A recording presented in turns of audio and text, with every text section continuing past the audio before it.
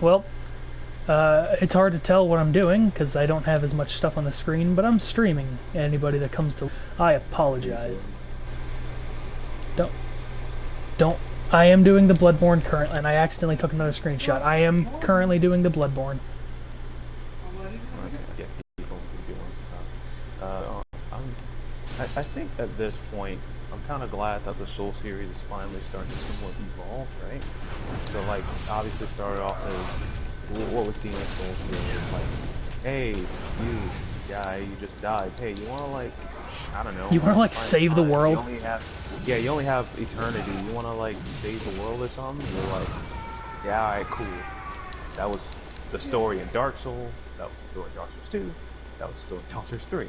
Well, that's the thing. Dark Souls 3 came out after this. Mm-hmm. So, it had some of the mechanics from this, but not many of the good ones. Okay. Yeah, but Bloodborne at least kind of starts doing their thing. I don't think it really makes too much sense, but Bloodborne's like a lot of people's favorites. I think it probably has to do with the gameplay, right? How it really rewards, as far as I hear, again, I've never touched the game. I'd say they really like how rewarding it is for being offensive, while in Demon Souls / Dark Souls, you have to have a very defensive fighting style, so it's probably a little more rewarding, I guess. It rewards aggressiveness, but not too much.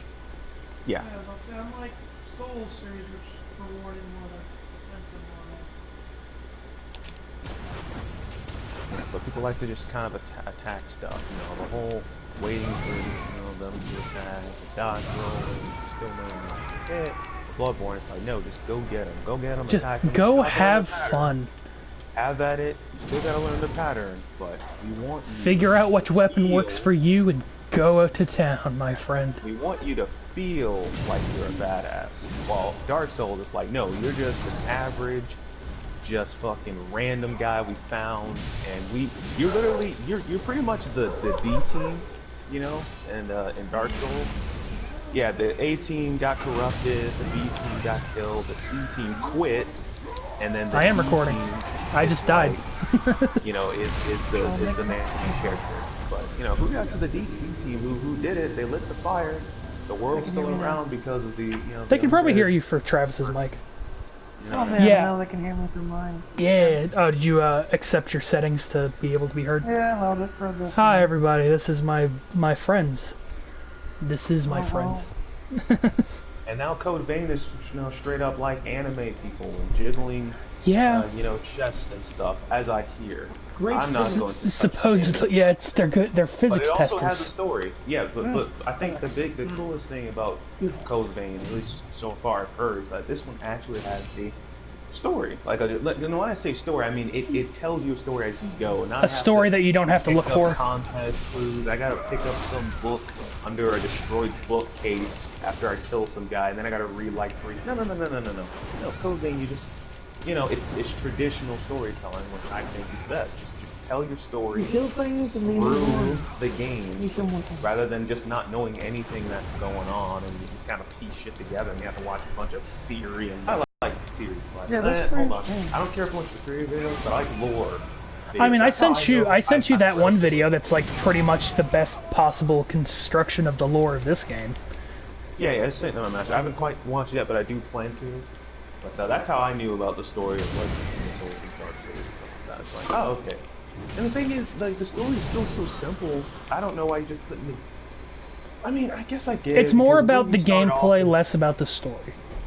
I think it's because in Dark Souls, because you can pretty much go anywhere, almost anywhere at the start of the game, there's really no way you can like tell a congruent story if you can just end up going anywhere at the beginning.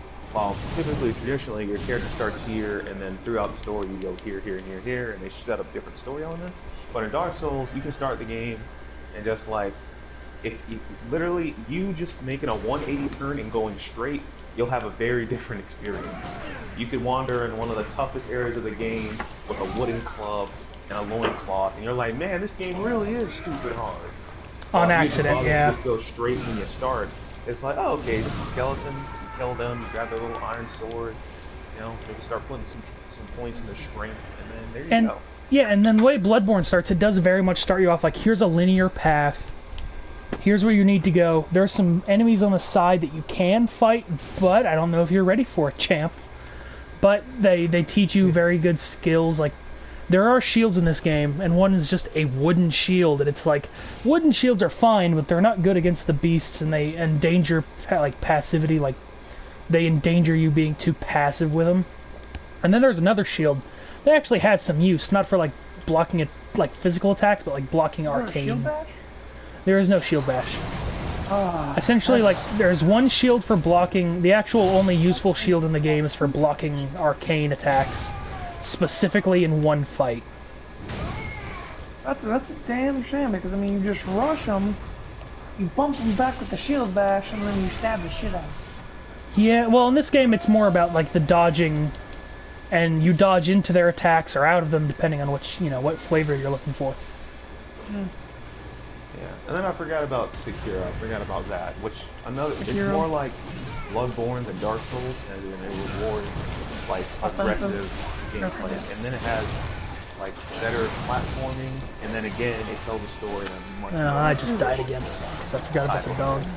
again, you know, people like samurai and stuff like that. And I got the samurai cat. Yeah, too, that one so actually it's, does carry a lot of stuff from Bloodborne. It's more of the, I mean, there's dodging, but it does have like a pay attention to your stamina meter, make sure it's not broken. Each iteration, I think, tries to add, like, keep some of the good stuff and add more stuff. yeah, Like, yeah. the thing about Bloodborne that's really good, that didn't really carry over, I mean, there's some stuff, like, you know, heavy stuff. It's not like the other games where a lot of times, you know, you can do all this fantastic stuff with these heavy weapons. In this game, you know, weapons are meant to be, you know, there's fast weapons and heavy weapons feel heavy. And, you know, they do a good job of that, I feel like. And a lot of people don't like it, but this game also has really good, like, what it's really good at is having super varied move sets.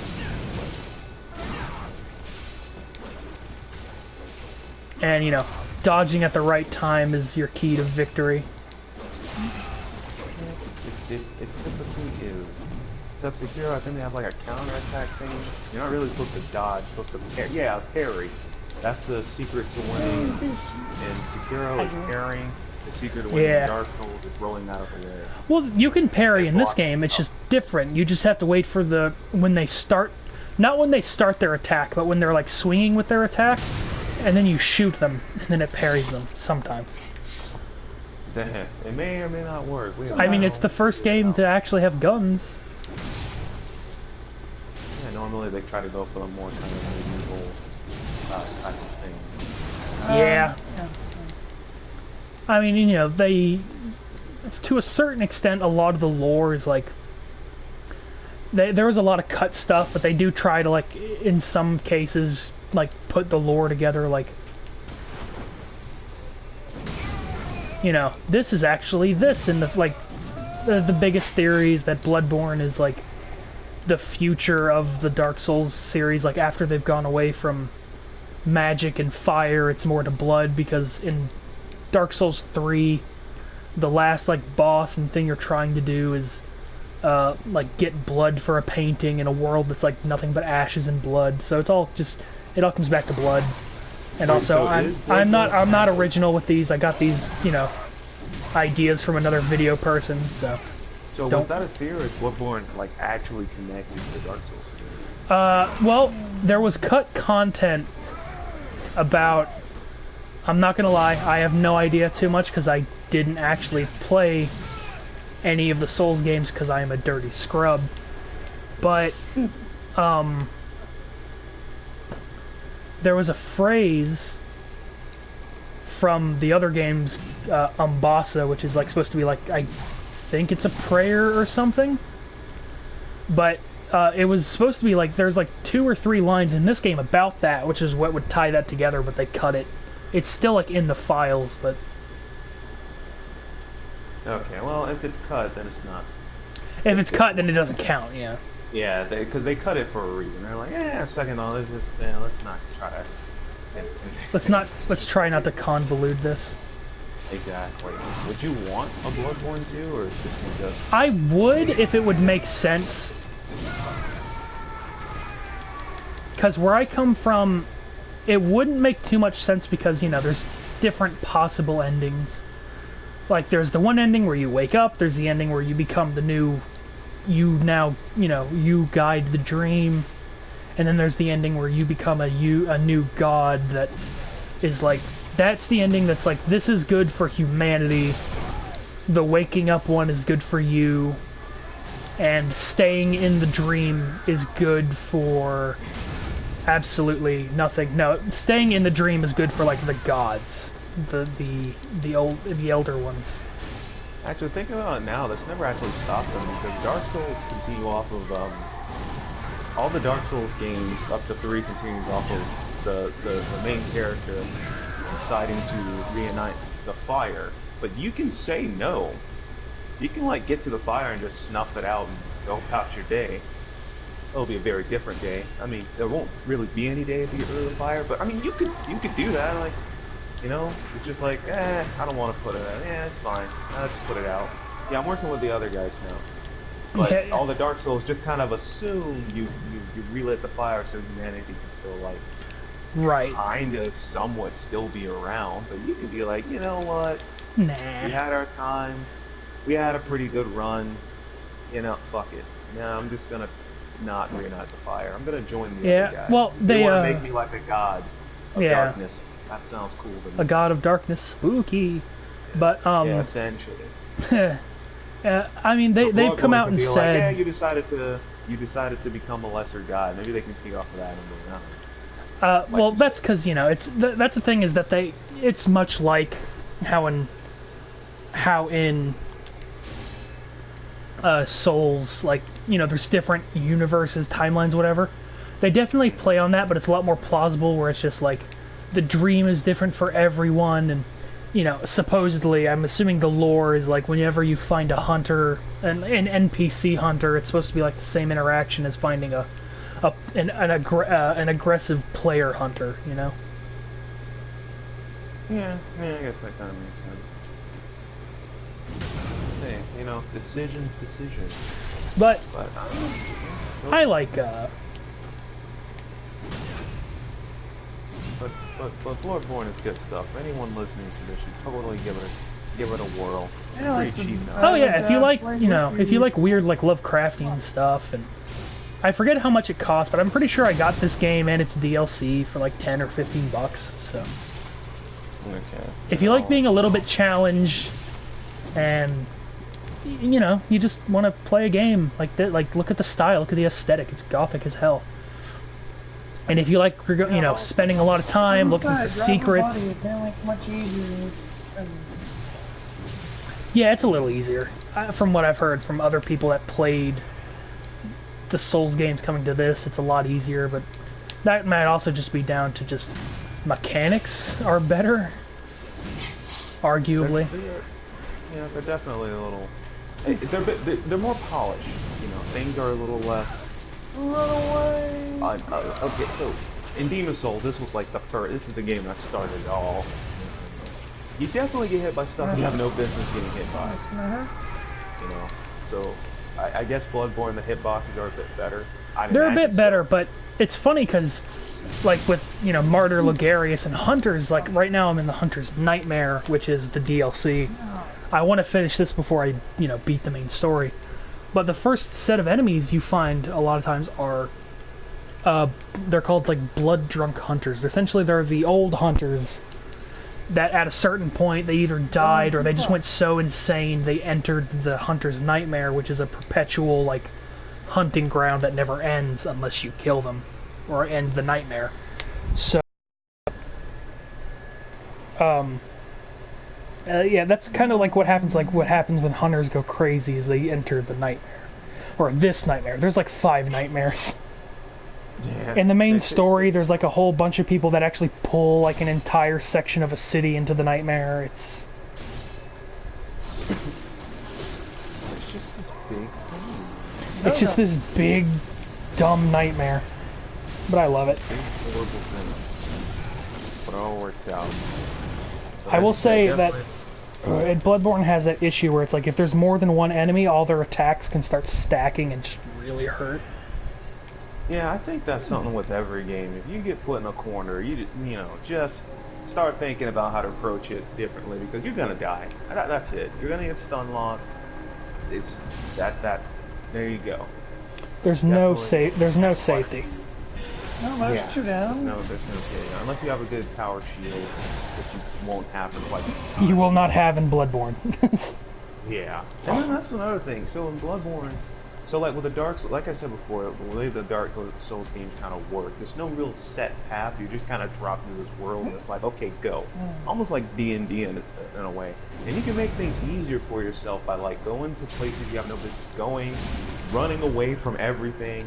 You know, maybe having like some good exploiting the enemies' bad AI and get better weapons, right? So like in Demon Souls, I got like this extremely powerful one-handed sword within like the first hour of the game. I shouldn't have. It's definitely what we're supposed to get later, but I got it, and that definitely made a lot of things easier. Is there anything like that in Bloodborne? Any exploits that you know of, or maybe that you have used? Exploits, not too many. It is much like the original other Souls games. The original other is definitely more about like finding your way around. Like, go this way. Oh, this door's locked. You find the other end of it and open it, and then it makes shortcuts. Bloodborne's really heavy on shortcuts. It's really heavy on exploration, and that's why there's no real like cheese. There's no like cheese ways. Like everything you get. Or that's not true. There are some ways, like there are some ways you can get some things early, but a lot of it's like what I was talking about. Like I have to find a place where I have to drop down a bunch of times, but at starting levels you just don't have enough health to survive the drops. Okay, so look, so at least from your experience, Bloodborne is definitely like It's more linear. There aren't as many abilities to like just to get a sword or a piece of equipment you shouldn't have. Yeah. You just kind of like Everything's pretty resource heavy. okay. Like that's why I was surprised that the boom hammer, for what it does, doesn't take bullets, because just about everything that has a certain type of Explosion? yeah, well, anything that has like a wow, that was why did I die that time? That never happens that way. But that was awful, and I gotta run all the way through that. But a lot of things that like the powder kegs, all of their weapons, I think most 90% of their weapons take like bullets to use. Like there's a stake driver, there's their minigun, their cannon, the repeater Rausch, which is like a sword gun combo. But I think that's a actually I have that weapon, so let me check what its lore is. No, okay, it's wielded by the Knights of Canehurst, so it's like a rapier with a flintlock pistol strapped onto it. But then there's like the rifle spear, which is a spear that drops down, uncovering a barrel. It's of a gun, which it's pretty funny because it's like lacks any notable functions, saving that it is the only trick weapon with an attached gun, which isn't true because the Repeater Rausch has a gun. A prototype weapon serving as a simple firearm and spear, possibly created in imitation of a lost Canehurst weapon, which is their Reacher-Palash. Or I'm never going to say that name right, so if anyone's listening to this and going, you idiot, get over it. It's like, ugh, you terrible, ugh. Like in this, in the Nightmare, I've picked up the boom hammer, the amygdalin arm, which is like the arm of like a young god, essentially, and it's still like alive, but it's an interesting weapon, but I just never like to use it. Okay. And then there's the beast cutter, which is just a giant like club with saw teeth that its trick is it just turns into a really slow but powerful whip. And then there's like there's the saw cleaver, which I start with always because it's my favorite one, and then there's a saw spear, which is kind of like that. It's kind of like the same thing, but it has a little bit longer reach and a slightly different moveset. A lot of weapons in this game have, well, actually no, the saw spear and cleaver have about the same moveset for their main attack, but then their trick version is a little different. But this game is really good about getting weapons with just different tactics. Now, how many do you know of, like, right off the top? Like 5, 6 different What, types weapons? of yeah. Or Hang does on. every individual weapon have an individual attack animation? Well, let me see. I'm fighting this guy right now, so I'll get back to you in a second. Okay. Okay. Because I know again, I've only really played Dark Souls 1, 2, someone's or already 3. fainted? You basically got your Buster Sword type of moveset. I don't see any, like, really large weapons you really need 2 hands to use throughout most of the game have the same attack animation. Most one-headed swords have the same attack animation. And, Well, you can fight with no weapon. That's a unique attack animation. you can do that in this it. game as well. It's more like you're making karate chops, which is hilarious. Hell yeah. Yeah, it's just kind of like these slow, awkward type of punches. Like, the game is telling, yeah, don't fight without a weapon. It's Yeah, fine. you pretty much. I just switched it off in this game. You make like karate chops, which is funny. But okay, let's start from the top. Let's start from the top. The saw cleaver is its main attacks are like a right to like top left or top right to top left slash, followed by a top right to or top left to top, down right slash, followed by like a neutral swing and upward right, and then it resets. I'm pretty sure. And its changed form actually changes the swings to forward, up, and down, like repeating, like up to down, down to up, like wide forward swings. The saw spear has the same move set for its unchanged form, but when it's actually turned into a spear, it has a couple mix of like slashy, like pokey. Its charged attack is like a heavy down slam, which is interesting. The beast cutter acts pretty much like a spiked or like a toothed club, and then you change it, and it no longer has like an actual heavy attack like chargeable, but its neutral like sweeps ahead. Its heavy attack is just a heavier sweep. The blades of mercy are interesting because they're kind of like your karate chops but with a knife. And then its trick is you have 2 of them. The Kirk hammer is pretty straightforward. It has a sword attack, like a light sword, and then its trick is it's a sheath with a hammer on the end of it. So, you know, it's slower slam attacks. Okay, so it looks like they really wanted you to have a lot more variation. Because even in Dark Souls 3, the attack animations are mostly the same, although they do have 1 or 2 new swings that you can use. But there aren't that many different variations. Well, I've actually just now, like, I've been demonstrating on the stream as I've been describing.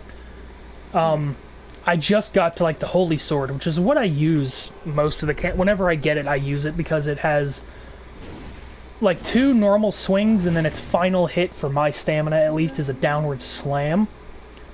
It has a slightly different alternate heavy slam just right off the bat, which you can alternate that over and over again. Yeah, you can just alternate heavy slams. And then its charge attack is a thrust attack, and like I said, thrust is really useful against, like, anything. I don't have enough blood tinge to actually use the Repeater Rausch or the Rifle Spear. So, sorry everybody. What would be... Go ahead. Finish. No, Sorry, no, that's, you're fine. I was just going through my things, because it's like, oh. you know, I want to get moving again, but as I've been describing it, I've been showing it on the stream, like, what I've been doing, like, what it does.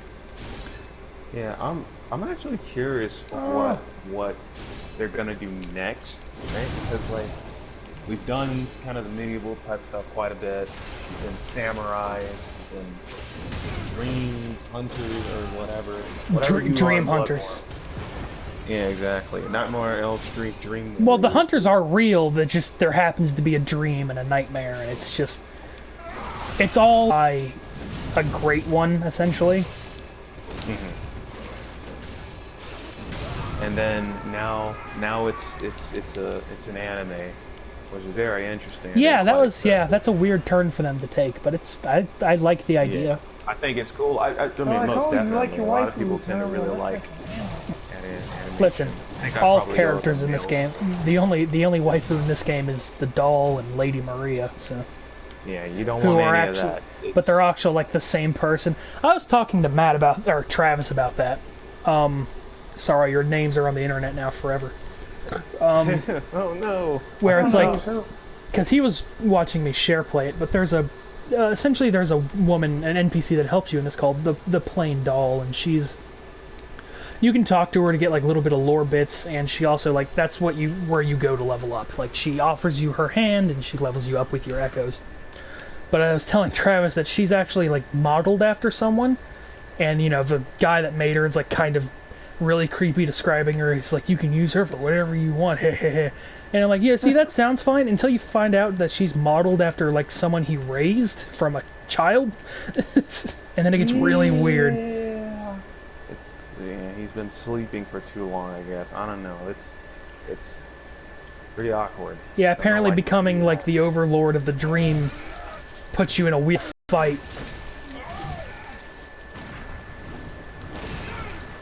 Yeah, that is some strange stuff. Yeah, But, that's pretty damn. You don't want any of that. But yeah, like I wonder like what. Okay, so now we're doing. The I anime died thing, again. which is God, I awesome. gotta start paying attention. But I wonder what is going to be the next type of setting.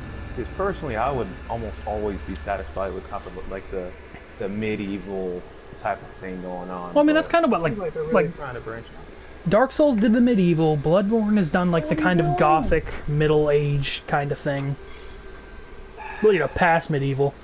Sekiro did like the feudal Japan thing, and now we're doing the Animus. So Yeah, yeah. I don't know. I have no idea. Definitely interesting. I guess the easiest thing would just to make sequels to this stuff, because that'll probably sell pretty dang well. Well, they were talking about like From Software was saying that they don't have control over whether a sequel happens. It's all in Sony's court.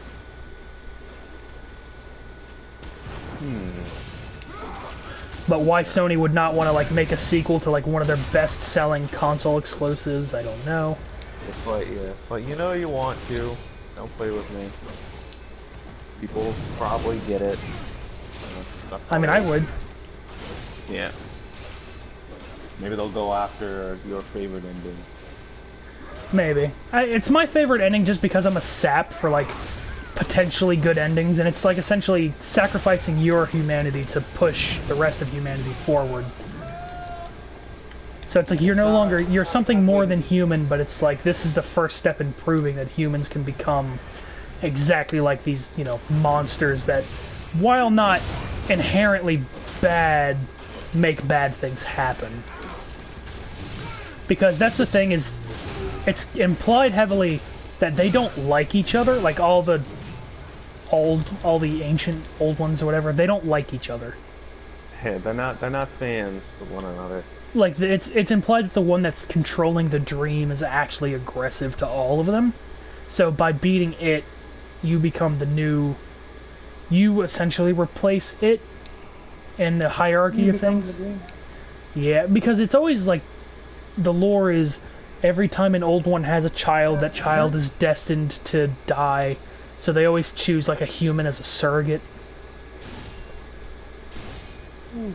You know, this is very interesting. I think I told you about this game before called Eternal Sonata. It was an example of like, I mentioned it where the gameplay is super good, but the story started to kind of fail me, so I ended up not finishing it. But I know that I've basically spoiled it for me, because the thing is, it's a game that they gave us like so you know how Japan used to do this thing, every now and then they still kind of do it, but not really. They give us a game, and then they'll make a better version, and then they'll port said better version here in the States. So the first one, the base level game it feels a little unfinished, and it's whatever. And then they have the finished product they set for themselves, and eventually get it to us. Now, I was playing the finished product. I never played the original. But to compare it to Bloodborne in a sense. So, Frederick Chopin, before he died, he was like in a coma a bit. Oh, hey, then he someone's died. watching. Hello. The Okay. game is essentially his final dream, right? His final dream before he died. But the way the endings kind of work is like, basically it's pretty much like there's like an evil, corrupt king and he's a jerk and he wants to like make everyone miserable. He's so a your bad job man. he's a bad dude and your job is just to take him out. Bad guy. So Right. during the game, he finds out that he's actually in a dream, and he turns against the party because he wants to wake up. He wants to go back to, you know, Yeah. being alive. He wants to. He wants to be And- sane. basically. So you play as the party and you fight against the main character. Now, if you lose that fight, it's actually the good ending because he wakes up. He lives. In this universe, Stranger Japan woke up from his dream. But if you win that fight, he basically gets to stay in his like dream world. You know what I mean? So he effectively dies, but in a way he's kind of in heaven because It's he's not made that bad. friends in his dream. Yeah, it's not bad. He gets to stay in Both this both world endings that is aren't actually necessarily like created. picking one evil over the other. Yeah, see, neither option is like good or bad. You know what I mean? It's just kind of like it depends on how you interpret it. You know what I mean? So like if you want him to be alive and go back to his life, then yeah, you probably purposely throw the battle. Yeah, you watch all your party members die, but I mean they're not real air quote anyway. So who cares? Ranger can then go back to his life. They're only but they're only if you- real as long as he's there. Essentially, but depending on how you look at it, like there's friends, they've journeyed all this way together, and it'd be pretty messed up to kill them. And if you lose, like, what's the word? Okay, you get to stay here in the world of imagination you created with your friends whom you know. They all have like their own lives, coming from villages and stuff like that. So it depends on how you interpret real. But neither option is like good or bad. I actually don't know if I have a preference. You know what I mean? It's just kind of like both endings are. I really like them. I like him waking up, and I like him just kind of staying in this world. It's very interesting. And your favorite ending of Bloodborne is the main character Ascending, essentially. Yeah, basically, he's awake from the dream and back to regular scheduled programming. Whatever he does when he's awake, probably has to go to his 9-to-5 job. I guess I don't know. Back to the steel mill.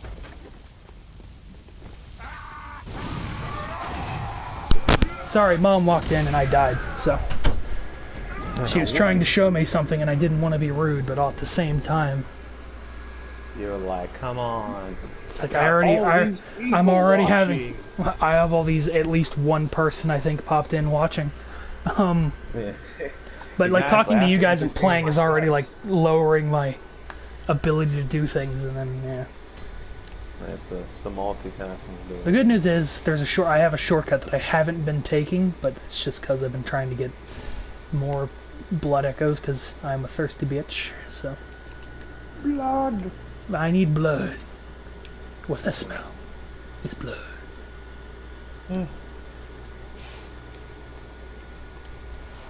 Oh, I found the constable's blood. Constable's word. Constable's Supplies gloves. doesn't have any like are there any like Elizabeth Bathory type of boss battles? The Blood Countess? Kinda. In the DLC there is. Okay, I figure it'd be a missed opportunity. Just about everything blood related has to have like, you know, essentially the female Dracula being a part of it. Well, she's not like... It's another one of those things where it's like... it's essentially Lady Maria of the Astral Clock Tower. That's her full title. But she's a boss that prevents you from going to the next part of the game. But she, her lore is that, like, she's, like, related to the Canehurst people. So she already has some pretty bad stigma, you know, being a vampire person.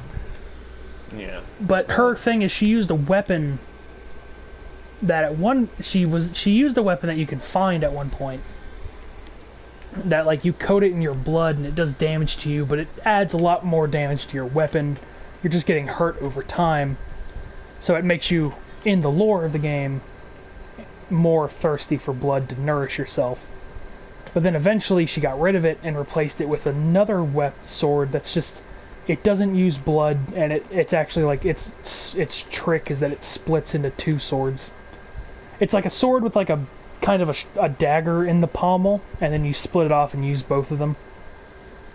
But in her boss fight, she eventually stabs herself and coats both of them in blood.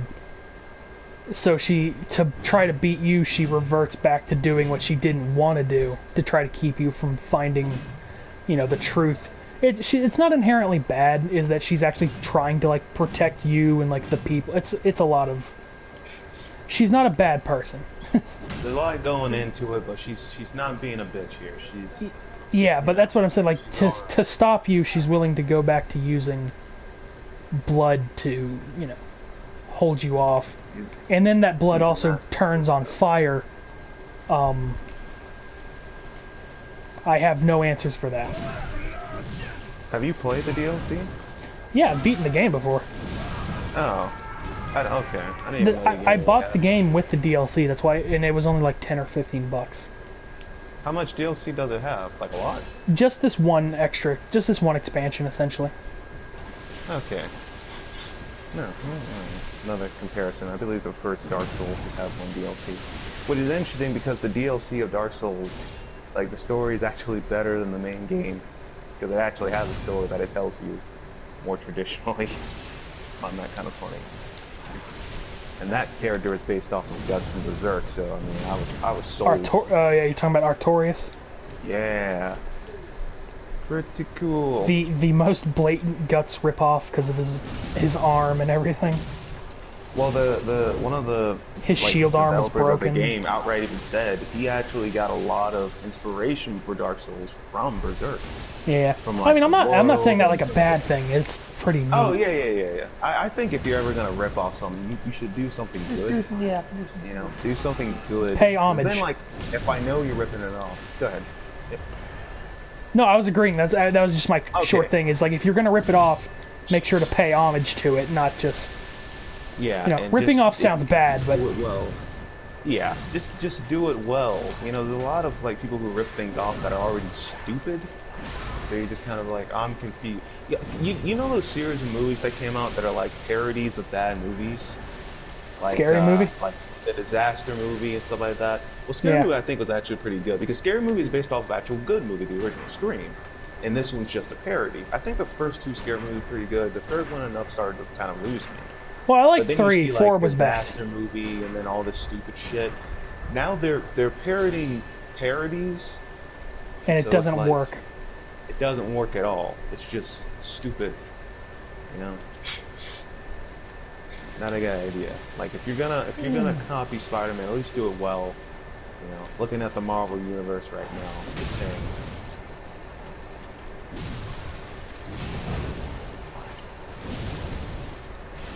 Sorry, I'm having to focus because I'm fighting. Even in the nightmare, the blood spiders exist. Yeah, and then they're just coming for you. Coming for Well, I'm hitting him with the boom hammer. blood. Blood! What's that smell? It's blood. Sorry, that's a reference to essentially a parody video of this game where it's just like a guy who's addicted to blood. Yeah. Father Gascoigne. He's like the first. He's like the first boss you fight. I'm sorry. I keep. Yeah. It's always difficult with normally you would have like body language to tell like who's gonna talk. I have nothing. I'm essentially blind. Wacky. Wacky Watching that bit of gameplay of Bloodborne, I don't know, it made me think of like Castlevania: Lord of the Shadow, which makes me think of like actual Castlevania and how much I want another Castlevania, which would be nice. Yeah, but they're playing pachinko games instead. And that's all you get.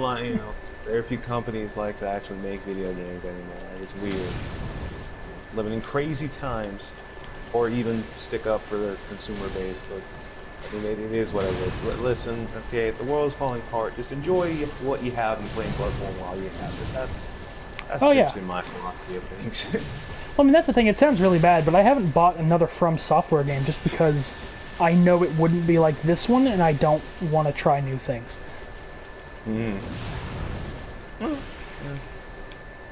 Maybe, it's like, I like the way this one works. I mean, I think I could make it work in Dark Souls 3, but I don't think I could play. Gameplay. That's kind of how I found out if I want to essentially get a game. I was watching gameplay. Is this something I can get behind? And I watch a few reviews, see what people thought of it. But like just earlier today, I was thinking about after finishing the two RPGs I'm working on right now. That's just how I roll. Picking up the last Star Ocean game. I watched one review and it was him just like, man, this game is awesome, it's great, it kicks butt, you should definitely get it, it's fantastic. It does have some issues, but all in all, a great entry to the series. I'm like, okay, pretty fair. And I watched like literally the review like right below and it's like, this game sucks, it's terrible, yeah. it's like the worst Star Ocean I've ever played. Everyone's got different opinions. Suck. It's just garbage. I give it like a 4 out of 10 now, and then he changed his mind. He's like a second thought, 3 out of 10.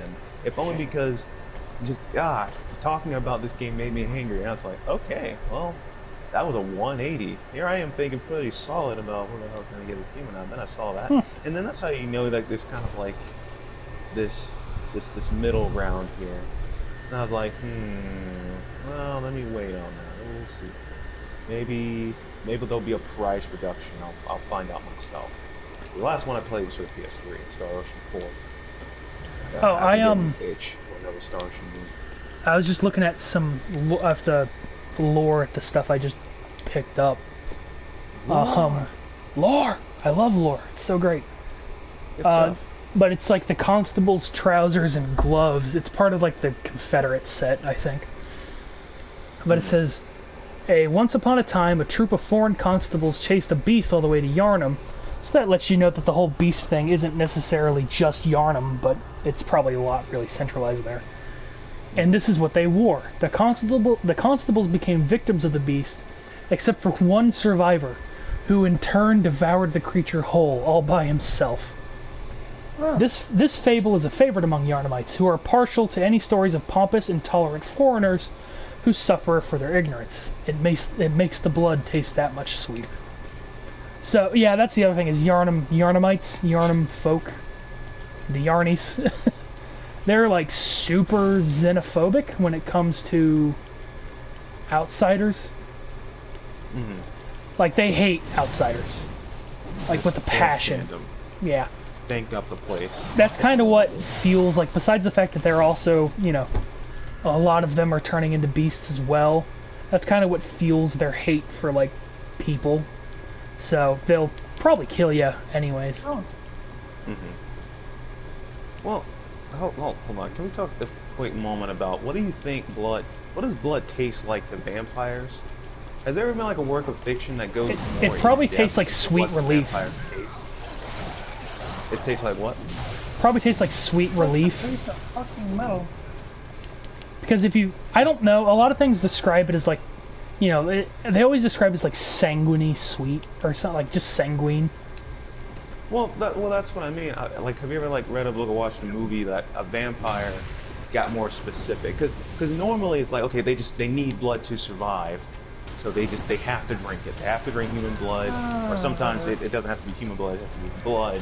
But they never talk about like how good it tastes or anything. It's just something that they have to do to live, and they do it. But then like you'll see vampires that like essentially a wine glass full of blood. I guess I don't know where they got it. I don't know how it works. And so they'll have like I don't know how like, vampires work. Are they just trying to be fancy, or like does blood genuinely taste good to them? I think they're just trying to be fancy because they haven't. I think it's more of like in the reaction, kind of like alcohol. Well, but I've never seen a drunk vampire. Like, they don't get drunk. Yeah. They drink it because they have to. It's more of a Well, high blood-drunk than vampires are the ones that, like... Sorry, Matt. You go. Yeah. It's probably more of a high than a drunk. That would make a lot more sense. For my take on it is, in their description, you know, like a blood-drunk vampire is someone who doesn't need blood but takes more anyways. But I always, it feels good. They never describe, well, I was about to capitalize on that. They never describe the taste, but they describe, like, not having it as, like, an awful, like, burning, grating sensation.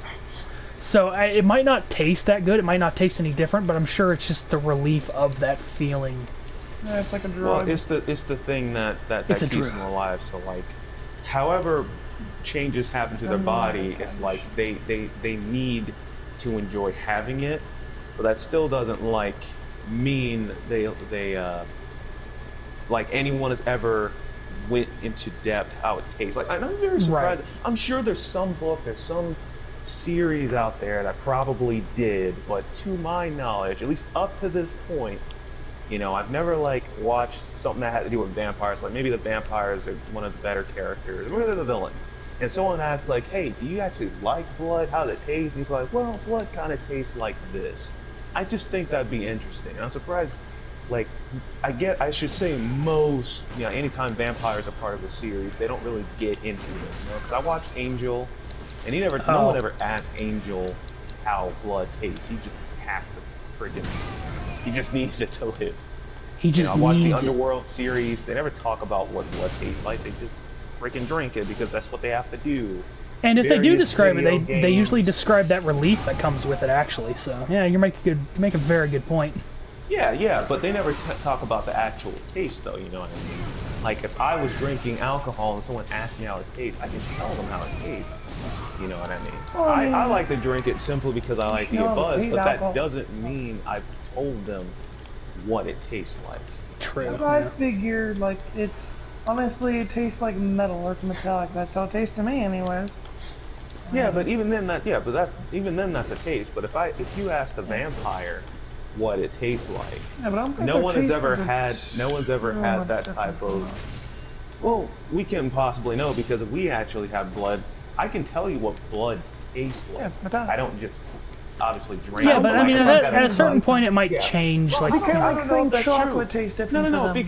because enough blood would make you want to gag. You know, if someone filled up a cup with blood, it would make Well, I mean, you you puke. could say the same But thing a with alcohol, vampire is too. like, maybe, but not well, really. that's what makes me think Because maybe the alcohol is taste something doesn't that- change. Certain alcohols do make people gag.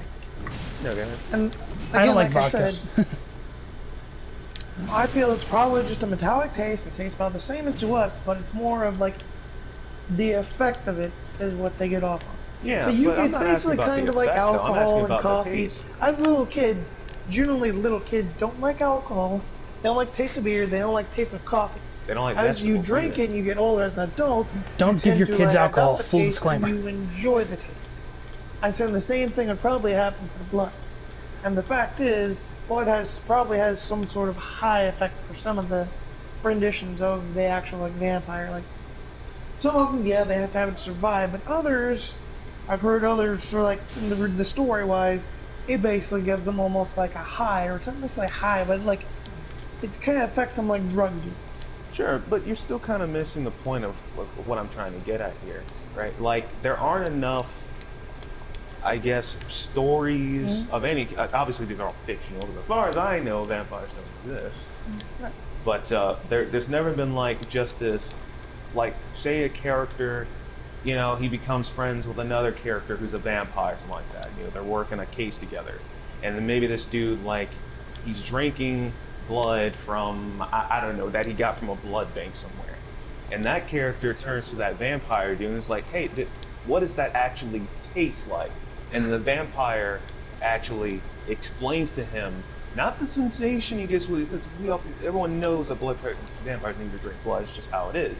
But what does it taste like to them? Does this transformation change the taste of blood to something sweet? Does it taste like alcohol? Is that the case? I just think that'd be like a really cool conversation to have between two characters in a story. And just to my knowledge, again, I've watched a lot of things with vampires. It's just never happened. But I feel like something that I would ask if I befriended some vampire and like the you know, the angels here or something like that. What does that taste like to you? I think that's just good.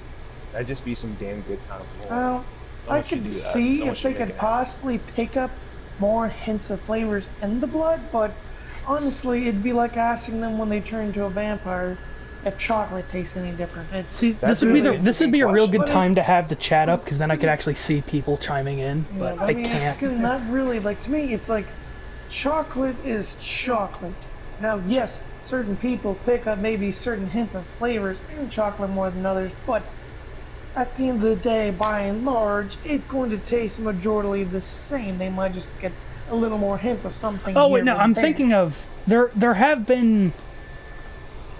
I'm trying to think. There have been some instances, I think, in some media, where like vampires can tell the difference between different types of blood because it has different tastes. But I will think that if it would be an interesting conversation to have. And yeah, if it, but they never actually describe what it actually tastes like to a human before. And I just think that'd be like a really cool conversation to have, like for the sake of lore and story. Oh. And the difference between drinking, eating chocolate, or drinking alcohol, whatever the case, our body doesn't actually need any of that. And even then, I could still tell another person if someone never had chocolate before, if they've never had chocolate before because they're lactose intolerant, and I take a bite out of it, and lactose intolerant person asks, hey, what does that actually taste like? I can kind of fumble my words to give you a kind of, you've never had chocolate, but I can kind of describe it to you, right? That would be something that a vampire, what would they have to say about drinking blood? That someone who doesn't need it to survive, they're not going to drink blood, they don't want to. And that'd just be really cool. The thing is, the reason why I bring up the whole alcohol or drug thing is because they actually do have that. It does actually bring that up, that conversation in The Witcher. They asked actually, I forget Geralt's friend from Blood and Wine with us, DLC. They actually asked them, like, what the effect of like blood has on them. No, and not the taste. effect. Well, it's the taste. Yeah, exactly. It's both. It's basically saying it's more almost kind of like a drug or an alcohol to them. They don't necessarily need to survive, or they enjoy. Yeah, but these vampires are different from And I've had other ones They're even too. their own like different story. Yeah, but I mean, and from a different for the world. most part, like I said, it's. Well, normally, I vampires don't really are dead. see blood tasting all that different. Well, you couldn't know because you're not a vampire now, are you? Okay, so here's the thing. We're just Yeah, arguing. The whole here- chocolate okay, thing. here's the It's not thing. the same, 'cause We're you just see- arguing around in circles. Here's the basis as I can see it. Yes, it would be really cool if we could figure it out. We're probably not gonna. Most likely, however, I agree with Matt that the most thing would be it probably just tastes like blood, but it's more if it's more of an effect of like a junkie getting their hit, or However, it would be interesting to tell because personally I haven't tasted anyone else's blood. I don't know if you guys have, but it probably all tastes relatively the same. Now, as a vampire, they would probably be able to, because a lot of their senses are enhanced, they'd probably be able to pick up those subtle hints. The other thing is, though, it's like you with your chocolate description. I don't know if I could describe chocolate to someone. It's like trying to, make up a color that doesn't exist, or trying to explain to a blind person what green is. It's like grass is green. Well, what is green? It's, like grass, trees, like they've never seen it, they don't know. So that's kind of what I feel like. It's like they could probably pick it up, but I would like to. I think that would be a cool thing to explore, because they could probably, with their senses. It'd be super awesome. I suppose. But like I said, it just kind of be like, hey, you ever been hit in the face, like in the mouth, and you taste the blood in your mouth? Taste that metallic taste? Yeah, it's pretty much how it tastes, except for we pick up a little bit more things in the actual blood than you. Yeah. That's the most I can And I would honestly like to see hear that those. conversation. Yeah, but I just feel like Matt has no sense of real imagination. If George R. R. Martin, which we all know he's a lazy fuck, but he's pretty damn good at actually writing stories, if he decided to make a vampire novel or something, or some different, say he just grabs Game of Thrones, which is essentially what he wants to do anyway, he's making all this different lore stuff. But if he decided, I want to do Van Helsing, I want to do my own version of Van Helsing, and one of the characters asks another character what blood tastes like. Given how dang good he is at being a writer, I'd be genuinely interested in what he would come up with as a vampire explaining to someone who doesn't drink blood what it tastes like. Now I can just, if I was writing my own story, sure, I could just say, oh, it doesn't taste any different, I just get a high from it. But that doesn't answer my question. If I'm trying to envelop someone in this story, into this world, and again, he gives an insane amount of lore, insane amount of depth to all of his characters. I think him writing like some sort of vampire novel that he hopefully would finish, by the way, he probably won't. He'd be like 3 books in and be like, I want to do a manga now, and that's just... That'd be really weird. That'd be a really weird choice for George R. R. Martin. It's just like... would. Yeah, but that would be the manga artist, George R. R. Martin. Yeah, exactly. George R. R. Martin doing a manga. Here's what I think. If I was making, some sort of, I don't know, a monsters, fairy tale, something like that, I would put the reasoning, I would have that be, obviously, in my story, because I think that'd be awesome bit of lore. And to me, I think it makes the most amount of sense, like, if human character as vampire character, what blood tastes like, I think it'd be tied to specifically what is their favorite drink when they were still human. And so this guy would be like, oh man, it tastes like my first sip of Jameson just all the time. I love it. Oh, it's very interesting. And then another character over here, oh, it tastes like red wine. And another character over here, it tastes like chocolate milk. Wouldn't that be cool? That's what I'm saying. Wouldn't that be interesting? Another portion of Witcher 3, which reminds me, is they did actually have one vampire that specifically targeted people who were basically coming home from the pub. They were drunk and they had alcohol in their system. He specifically targeted them because of the blood alcohol content. And that's kind of also another That's actually... thing. You should have opened with that, by the way. But that does sound... That's pretty neat, I think. Yeah, like I said, it was actually on, well, most of these things I'm mentioning are from The Witcher, because they actually did go over this in The Witcher. I mean, granted, The Witcher vampires are definitely not necessarily your traditional vampires. Yes, they have some of the traditional tropes, but at the end of the day, they're not undead. They're just from a different world or dimension, whichever type. Well, world? Expanding on, he targeted them for their alcohol content. Yeah. Expanding on your, targeting for alcohol content and for, Travis's, they taste like your favorite drink. That would probably explain a little bit, why they go after it, because it's obviously they need it, but at the same time it's it tastes like your most... I mean, it always kind of leads back into addiction, but it's yes, that'd be interesting. Because if they need the blood to survive to live, then I think it would stand to reason that, again, whatever magical or biological changes that happen, or at least they'd want to pretend that it tastes like it.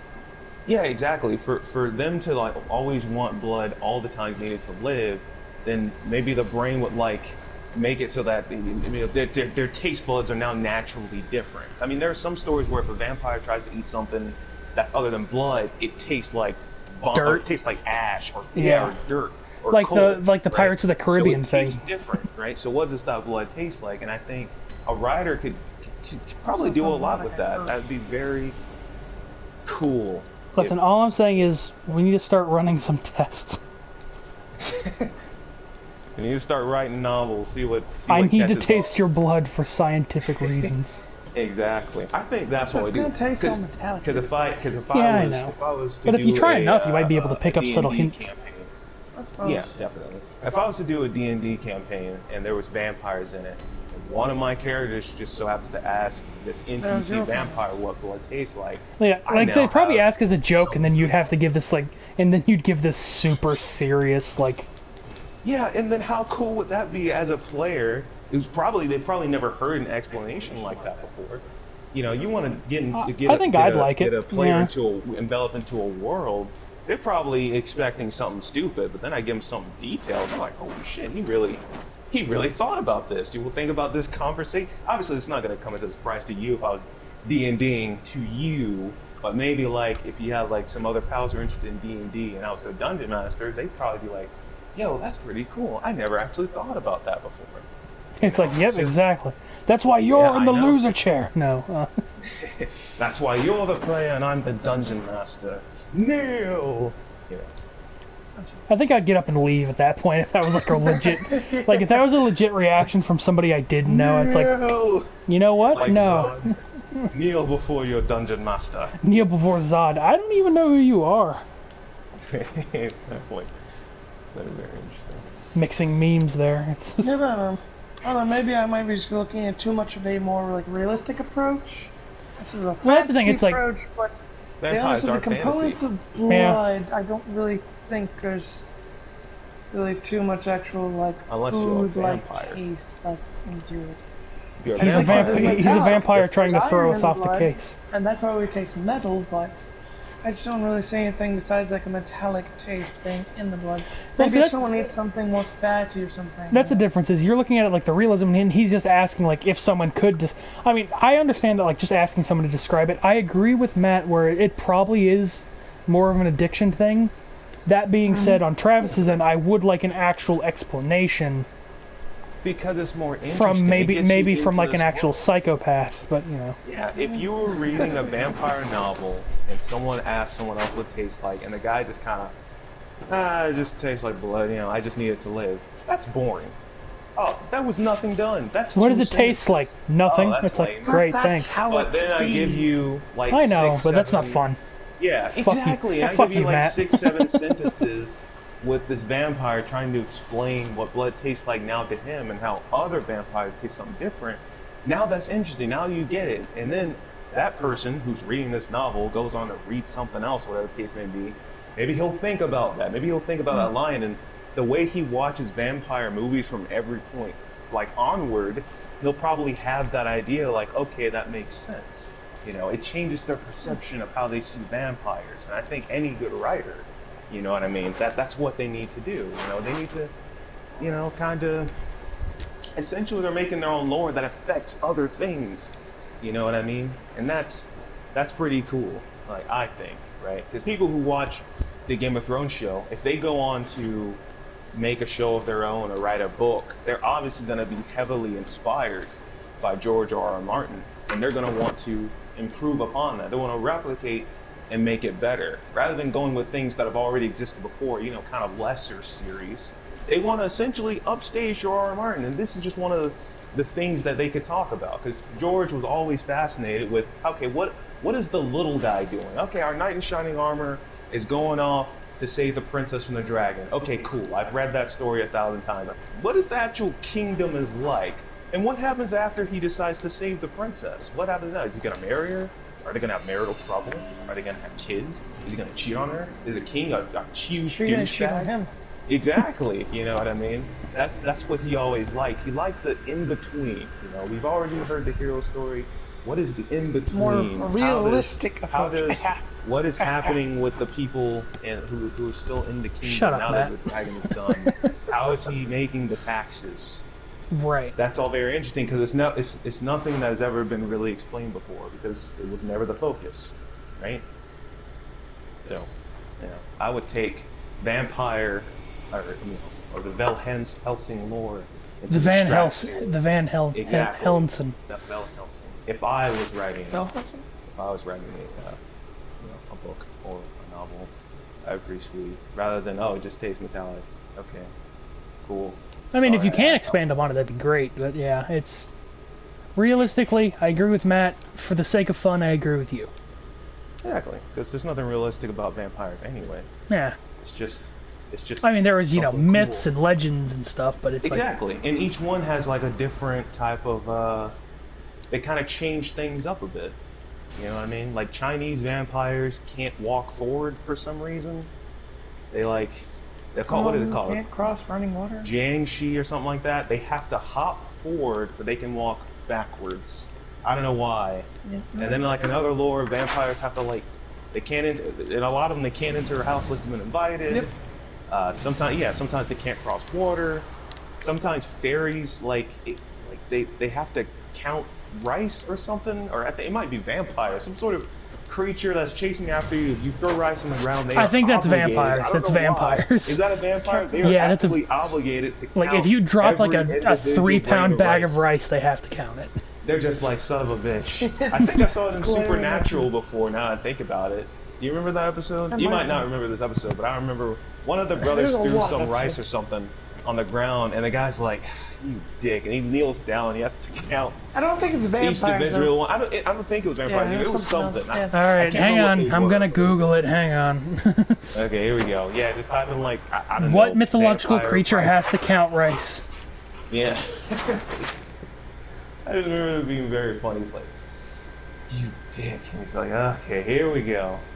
I think his best bet is to grab an individual like rice and then chuck it behind him.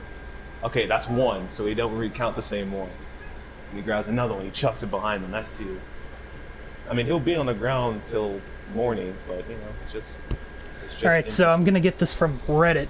So it's Oh boy, here we go. Oh, this should be good. Okay, well it's from the r/Today I Learned. Today I learned the ancient Chinese believed that if a vampire came across a sack of rice, it would have to stop and count every grain.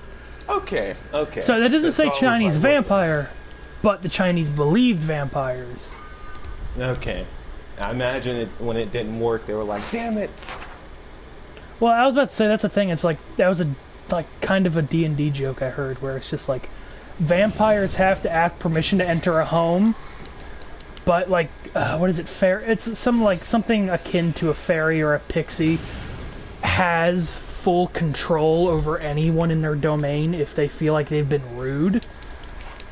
So if the vampire's being a jerk, he's essentially at the fairy's mercy, but at the same time, it's like, yeah.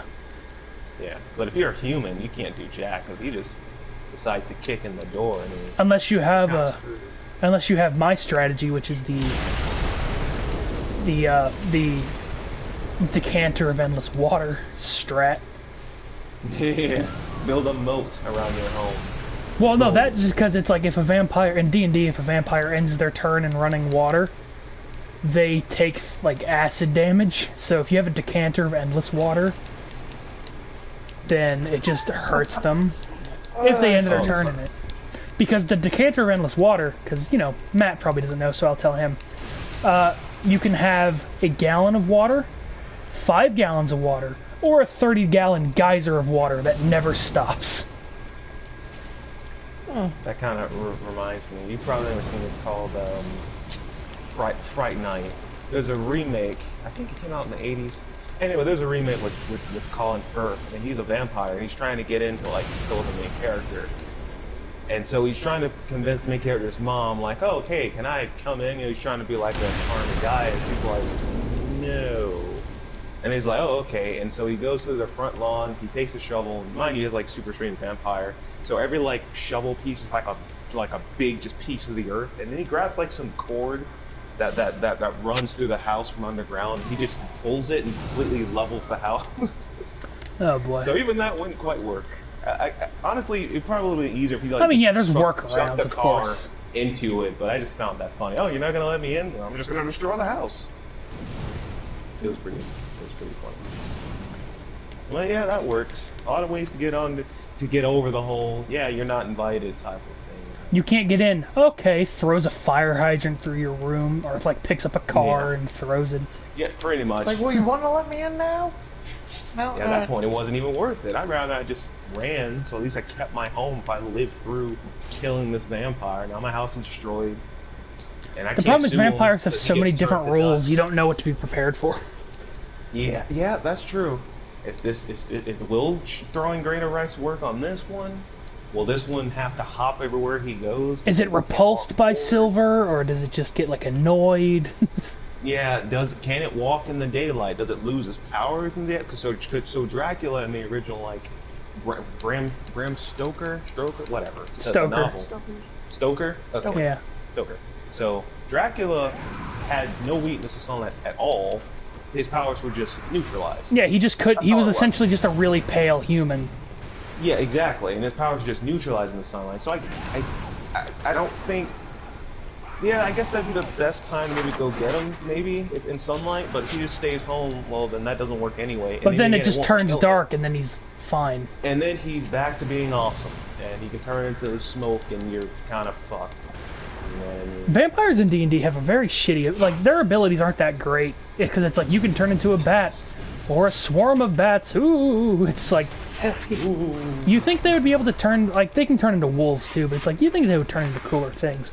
But yeah, that's the other thing, is like, turn to bats, can't you just fly away? yeah, you can.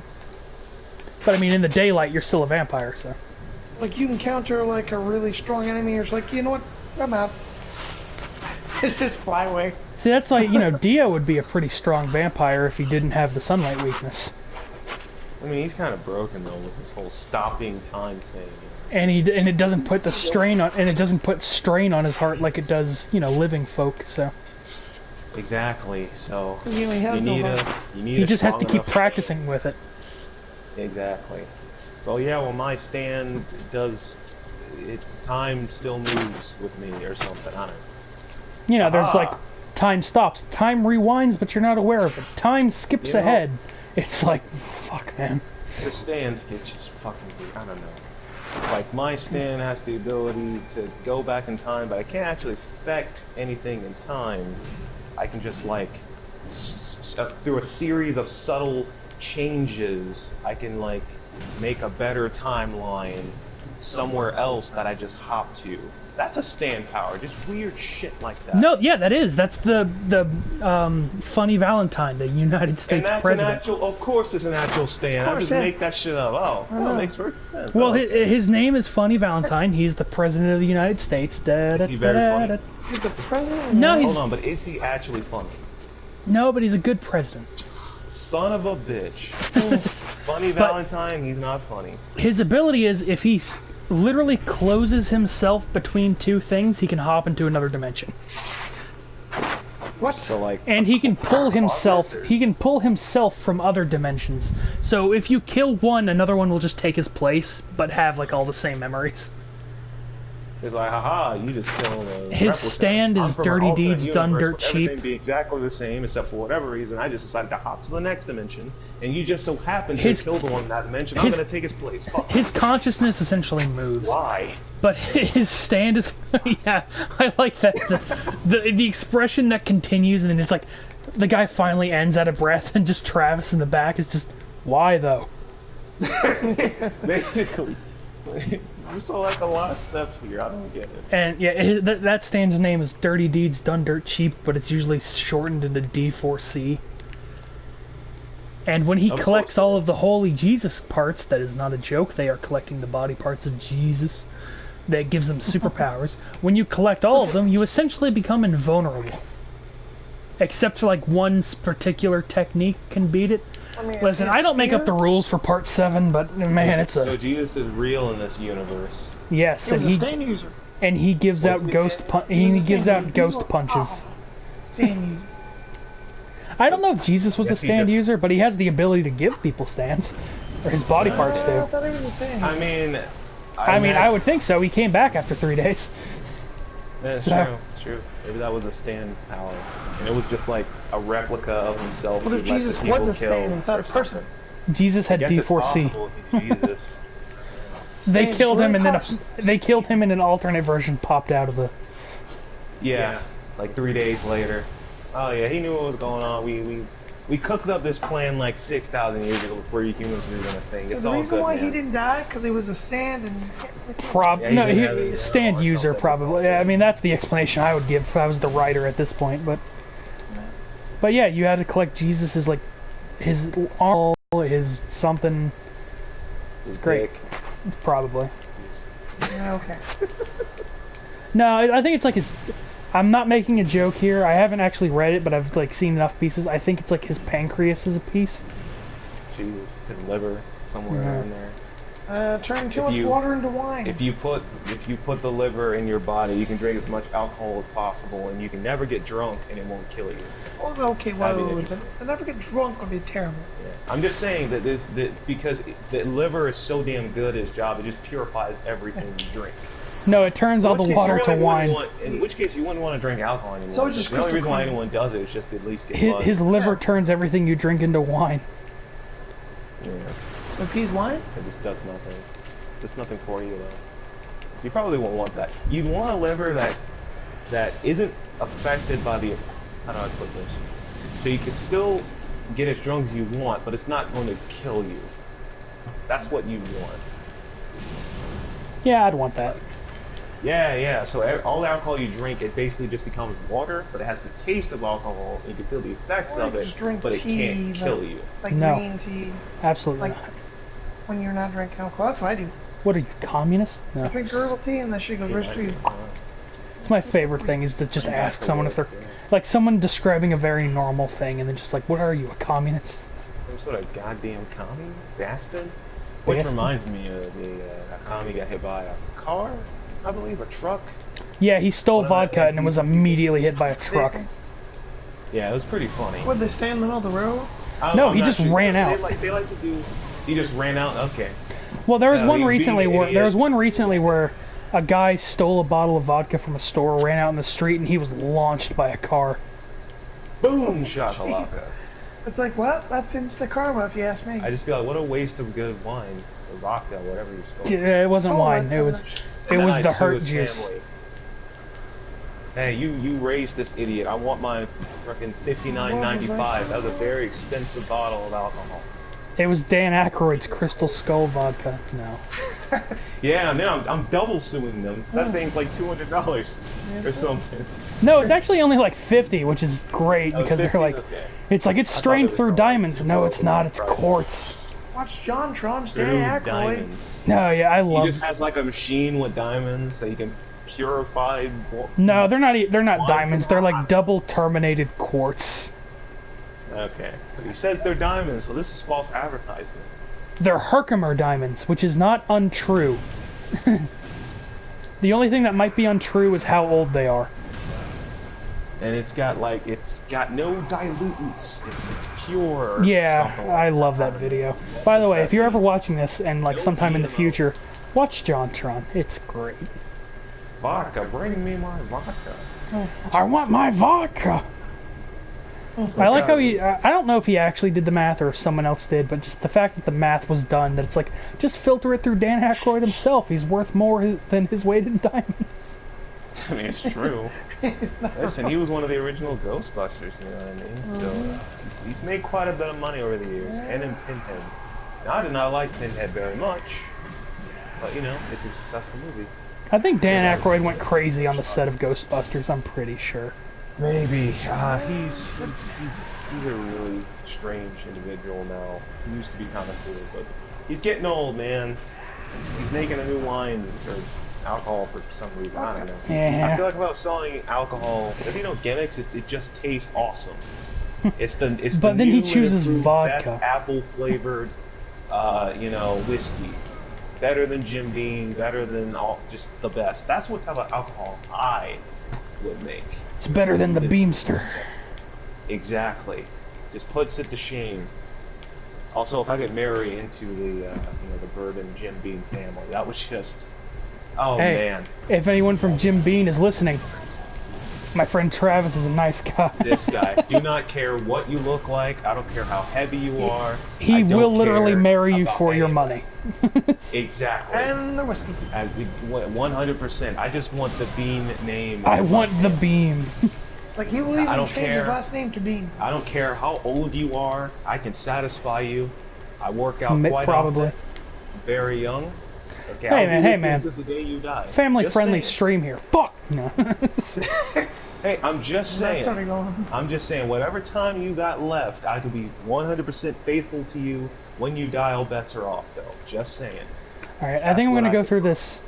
I'm gonna see how long this chalice dungeon is, and then I'm probably gonna go to bed. But I have enough. I have good time. You got a good time. I'm I like should upload Mr. Incredible. Yeah, I got time. He's totally got time. Does he say people can go and go? Cause he's Mr. Incredible. Also, it's kind of, I think on the Wikipedia page of Incredibles, one of his powers is like invulnerability. I mean, he's definitely sturdier than normal. Yeah. But he looked pretty scared when that buzzsaw was about to chop Yeah, his but then head in off, so- The Incredibles 2, which wasn't that great of a movie in my opinion, he was run over by that like super heavy tank thing, and he was just like mildly annoyed. Okay, so I guess the blades wouldn't have done it. I'm so. I mean, he was out of so- shape, He's but immune to blunt trauma. yeah. I am immune to damage, specifically from blunt force trauma. Yeah, but blades. Oh no, it'll slice right through me somehow. I don't know. I don't get it. I don't think people know how superpowers work sometimes. But to be honest, with comics, it's always in the hands of a different writer, and it Well, is I what it mean, is. you know, 'Cause the Superman thing is allergic to. If it's okay, so say if I just shook off getting hit by an airplane. An airplane, you know, it runs out of fuel, and I'm standing in the middle of the road, and it just boom, it crashes into me. My clothes are all torn and stuff. There's not a scratch on me. I'm 100% good. But Then someone that means comes up to you with a effectively knife. you're nothing. your Exactly. clothes That would be damaged. effectively means nothing. I just said that. So your clothes were untouched. No, I said they No, were he damaged. said he was untouched. His clothes were damaged. Yeah, my clothes are all fucked, but like I'm good. Okay. Then like some guy with a gun can't do anything to me. Some guy with a like I effectively I would show no fear to anything. No, You know a what guy I with a mean? handgun can't hurt you, but a guy with a rifle bullet. That's pointier. It'll go through. It'll go right through. You know, Luke Go right Cage, his invulnerable skin, but like That's good stuff. if you kick him in the nuts. I don't think he's ever been kicked in the nuts though. I Has don't he? think so. I think people have decided not to give it a try. Because it's probably It just gonna wouldn't end be up hurting. very, yeah. 'Cause It's then on he your could best just crush your skull. I mean, the good thing for him, he's a superhero, and he's like a good guy, I guess. Even though personally, if I was a superhero, I would definitely kill if I needed to. But like, you know, he'll just kind of throw you, and you'll probably have a broken back, I guess, but you'll walk it off maybe one day. I don't think you can walk off. Actually, Yeah, I was about to say. The words I would use for anytime soon, broken but back you are not may walk it off. survive it. Yeah, I'm saying eventually you'll heal and you'll be able to walk. Albeit probably a little funny, but you'll I mean, it live. took Rhodey like Stark Tech to be able to walk again. Man, I don't know if That's true. Well, the bottom line is he's happy to be alive at the very least. he's right? happy to be But alive. outside of- yeah, exactly. Although there back definitely problems wasn't are- any again, resentment. another- I'm sure. Yeah, I mean, what is he gonna do? He's gonna break his back again? Although back problems tend to be one of the most common injuries, and it does lead to committing suicide due to a life of construction. So actually, it wouldn't be a very happy ending for him. So if anything, it'd be a mercy if, right, like if he shot me with a shotgun. Now he doesn't know, right? He doesn't know that I'm invulnerable. He just would have blown my head off. What if I was just a cop, right? He would have just blown my head off, right? So I think if, you know, if a robber whatever shoots you or tries to kill you, effectively you should be able to just take them out. You know what I mean? Like if I'm Superman, Yeah. obviously if they know I'm Superman, they're not even gonna bother. Realistically, they're not gonna bother shooting. Oh, they shoot, give it up. It's over. We can't run. We can't escape. It's like, what are you We're just talking about? It's gonna like, go to prison. it's Superman. What do you want me to do? Exactly. But if he's stupid enough to shoot at me for every reason, effectively you just signed your own death warrant. And now I'm just gonna throw you into the sun. You're not gonna make it, you know, right? Because you'd be thrown so fast you just kind of like disintegrate against like the ripples of the air, and then that'd be the end of that. You know, it'd just be very, very interesting. But, Oh, I hate this. This is gonna be awful. I'm fighting a bloodsucker boss. you'll be all right. You just have to No, kick him in the or nose. sorry, it's brain sucker. It's that one Travis that you saw that like grabbed me and sucked all my blood and inside out. Oh yeah, and then it like threw you around like a chew toy or something. Yeah, and this is the boss variant of that, and it's got me. It's got me. I can't get out. Fuck. He's pretty handsy. I'll Yeah, probably just, survive this, but it's gonna hurt me. You're gonna need a few syringes of blood. Okay, good news is it didn't suck out that much health, but it's gonna keep doing this over and over again. This is gonna be the thing. This is your life now. This is my life now. Syringe after syringe My of life blood now gets- is literally dodging back and forth. Dodging when it tries to grab me, boom hammering. Boom hammer! It's almost dead. I'm sure it's working. Whack, whack, Look at it's that. dead. I got it. Boom. I got it, everybody. All you just had to do is kind of swing left and right at him a few times. Yeah, it only He'll- grabbed me he'll get once. the point. But I was like, oh, what's a brain sucker? And then I saw it and I'm like, oh. Like, oh. Because challenge, I'm in the Here we go again. challenge. Oh shit, here we go again. Exactly. Yeah, the chalice dungeons are like, the bosses can be like normal normal creatures that are just like beefed up, which can be really annoying. And then sometimes they're unique bosses, or sometimes they're like bosses from the game. Like, there's the boss Rom, the vacuous spider, which you have to beat him to like that four. Yeah, that one. Matt knows that one. Yeah, I know that one. You have to beat that one to like forward the night. That can be a boss down in the Both dungeons. spider. And then in the dungeons you have so much less room to go around, and all of the attacks will hit you. Man, that was layer 1. Holy crap. Alright, so I might need to no. Well, I've been going down like side paths as well instead of main paths. So I was like, how much more do I have? And it's like, I'm only on layer 1, the end of layer 1. It's like, oh. Like, wow. Like, this was unexpected. You're gonna have to just kind of chip away at it piece by piece. Well, what I might do is run through the actual dungeon. Actually, I'm gonna go back and level up so I don't lose too many souls. Or I wanted to say souls, echoes. I might just go down the main path of the dungeon, and then before I get rid of it, come back and do them again. Like, come back and do the side stuff. The side stuff has a lot of rewards. It's usually like extra chalice rituals, or chalice, yeah, materials. Hey, curtsy. What is it, Hugh? Channel blood echoes. I think I only have enough for like one. My vitality's okay. I'm not gonna get much stamina out of this. my Blood Tinge and Arcane are so far gone at this point, I'm just going to wait for New Game Plus. So, I'll up my strength. How important is stamina in this game? Farewell, good hunter. Well, it's used for your attacks and your dodging. Okay, still. So, pretty important. I put a lot of points into that when I was playing Team of Souls. Yeah, I should have early on, but I never do. That's what I did. Because I need the ability to roll out of the way, and yeah, and attack, and defend, and basically just live, really, you know? Very well. I need so little amount of Farewell, echoes. good hunter. I'm gonna go somewhere real quick, kill a thing, and then come back.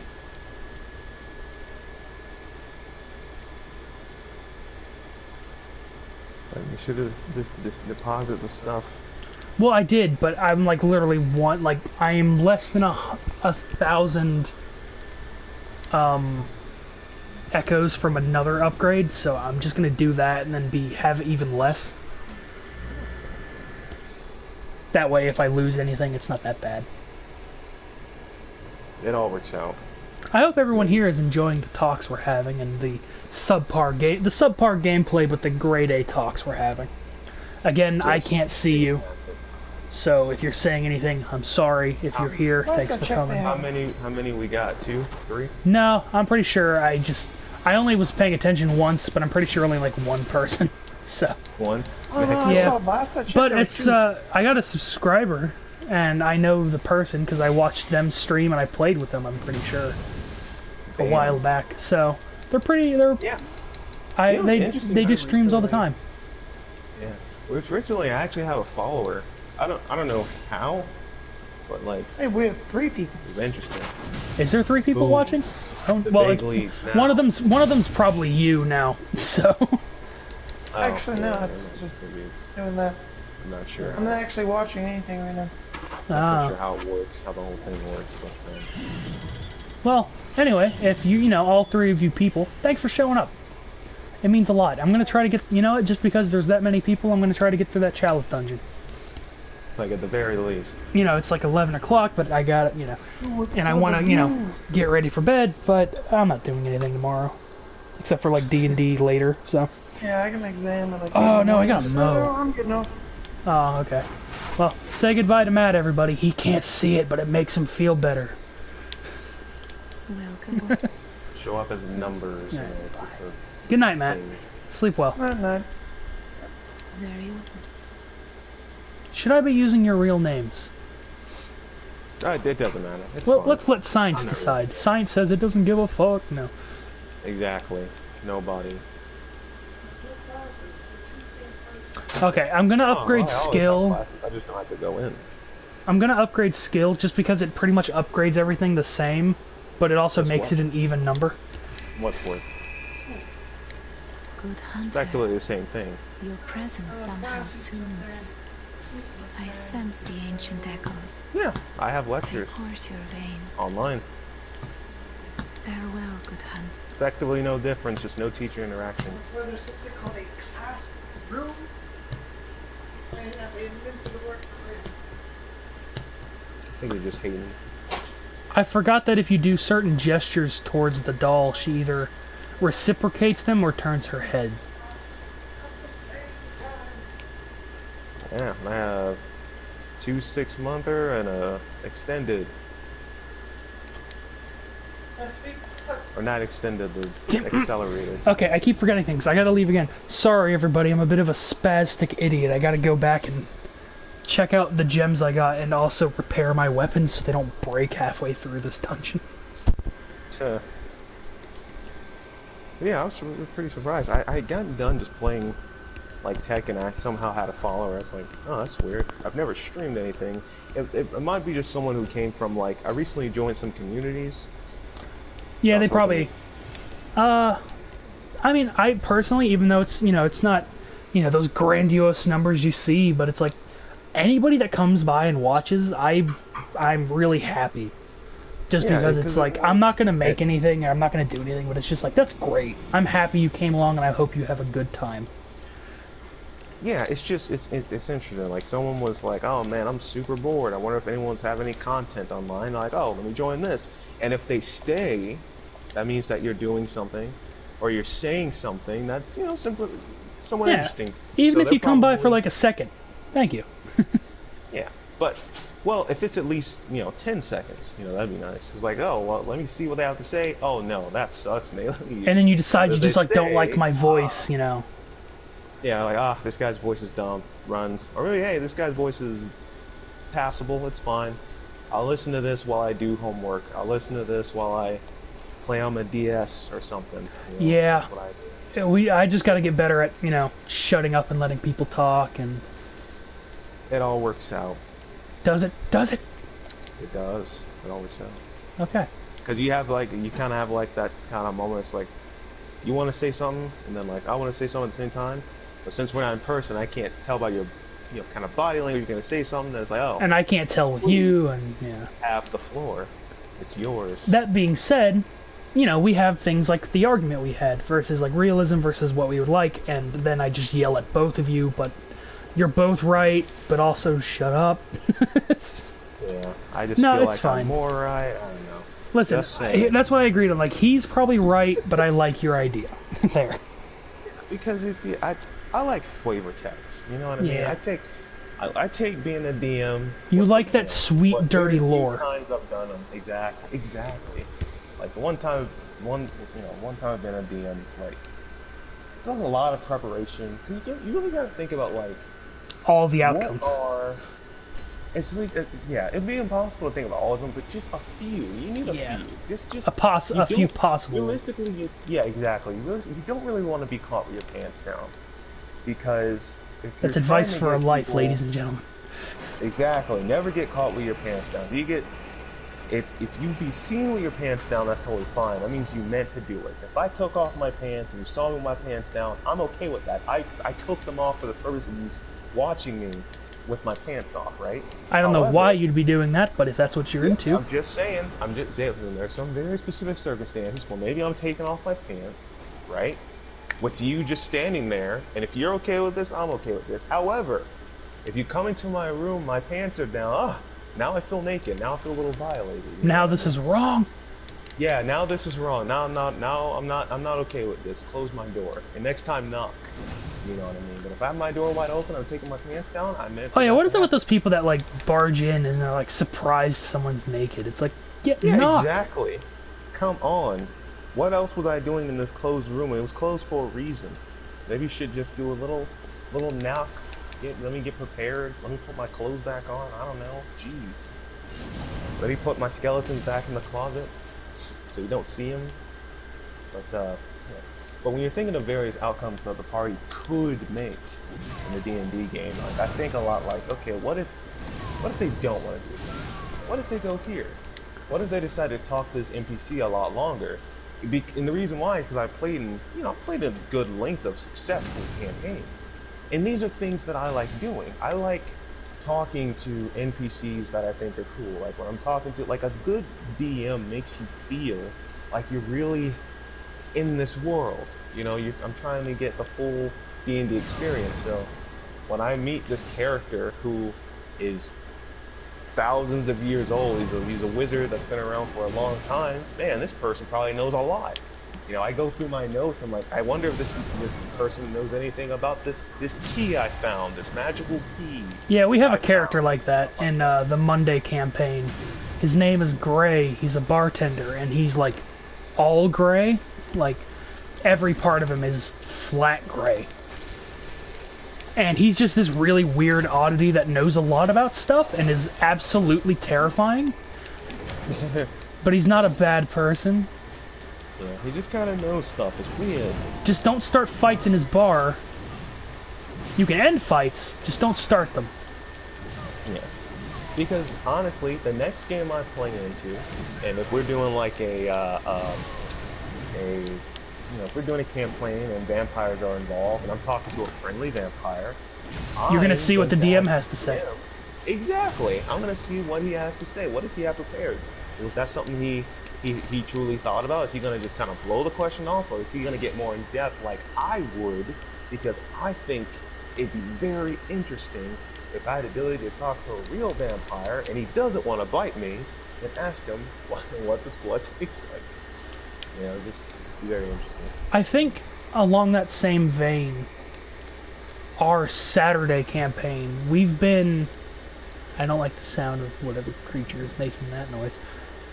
We've been, I think, subverting our Saturday DM's expectations. Like, he said that he's, like, prepared for these possible outcomes, but he just never thought we would reach them.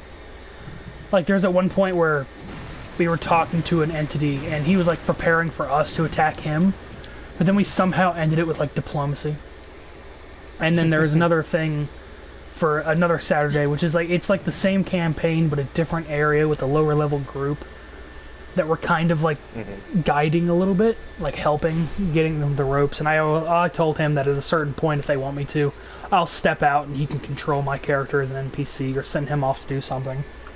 But that we ended up taking the city through democracy, through voting, because we were able to fend off attackers, and I was able to help him. I mean, he was a bard, so he's already pretty good, but my ranger has persuasion, so I was able to really give him help. And then our other characters were, like, running around in the city, and the other characters were running around in the city, like, sowing dissent for the opposing faction, or essentially handing out baked goods and trying to persuade opinions, which is great. And it all pretty much worked out that it got to the point where they were almost, like, ready to lynch the opponent and, like, vote us in. So we're gonna see the results of that next week, but it's pretty sure that our guy's gonna win. Which, that's, you know, I like... And that's the problem, is I do a lot of talking, but a lot of times when it comes down to, like, the wire, I suck. Like, I suck at improvising, but at the same time, I can, like, I guess figure out what to say. Because in that, he was saying things and he had his ideas, but I would essentially how I would give him advantage on his persuasion rolls is I would lean up into his ear and whisper, well, you know, stealth-ish. And, yeah, I think, you know, and then the other part of the party, I'm sorry, just one, no, I know, I'm sorry, one last thing. The other half of the party, unknown to us, staged an assassination against us. Like, it was fake. It was like a minor illusion and some other stuff. But we thought it was completely real as someone attempted to assassinate our guy. So, that was fun. Look at all these bodies. But, yeah, sorry, continue. I was just going to say, I think it's something you just have to kind of... Improv is something you really just have to practice. Yeah. Right? Like, the best way to get good at it is just kind of like... Just gotta be able to just, when you're kind of make a story out of it. Actually, when I was before I was a DM, when I was still a player, I haven't played in a bit, but I'm always itching for another D&D campaign. My first DM, who's arguably my favorite DM, he inspired me to, like, you know, really take D&D seriously, essentially. And he had, like, these dice. They were like, it's part of some sort of game. It's like some sort of storytelling dice. So on each of these dice is like a figure of some kind, whether that's a human or an animal. And then another dice represents, like, the story they're supposed to be in. It was really interesting. It was like three things. It was giving you a figure, it was giving you a location, and it was giving you, like, some sort of circumstance. And you have to make this kind of like a quick story, I suppose, or no, a quick few paragraphs, something like that. Essentially a short story out of the three things that just gave to you. And that was very interesting when it comes to improv, because you have to make the story up. Just, now that you have the three, just go. You know what I mean? God, I wish, you know what, I'm going to talk to him pretty soon. I haven't talked to him in a while. I need to ask him what that game was, but that's something that you might want to, like, look. You don't need them, obviously, but something that could be interesting that might be able to help you with. I mean, that'd be pretty cool. I would like to try that. Well, that's the other thing, is I have a bunch of characters with, like, low charisma that do a lot of talking. But I mostly, but the charisma. One of the characters I have is like 0. He's a flat, solid 0 charisma. He's not a very well optimized character, but I love him. He actually had to go into like a court case and like defend his friend from like, no, this wasn't attempted murder. This was, you know, him defending himself versus this guy. And my opening defense was, if he wanted this guy dead, he would be dead. So because he's still here, then, you know, obviously he just was defending himself. So that was like my defense. But, you know, and some other things, and I mean, it mostly worked out. But the thing is, I do play with people, DMs and players that you know, there are friends, most of them. I don't know if you know, like, the DMs, but like Chris and them, they're, you know. Oh, this is interesting. Forgotten Madman. Oh, yeah. They're cool. Sorry. Yeah, they're good people. Holy shit, that almost killed me. Exactly. Family friendly, sorry. No, yeah. Definitely can't say fuck, you know. Yeah. That F word I've definitely said multiple times. Oh yeah, same here. At least teen friendly. Yeah. Not family, at least teens and up. Teens, teens yeah. and upstream. No, it's I'm fighting a boss called the Forgotten Madman, and essentially it's a hunter, and he has a gun, and he has that tentacle thing, and he has that starburst attack. Of course he does. So I'm gonna do what I do best and try to stay away and hit him with that hammer.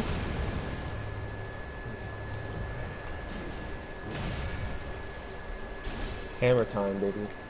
Pretty much. Dodge around pillars when he uses his magic. What is this? Oh no, no, no, no, I don't like this.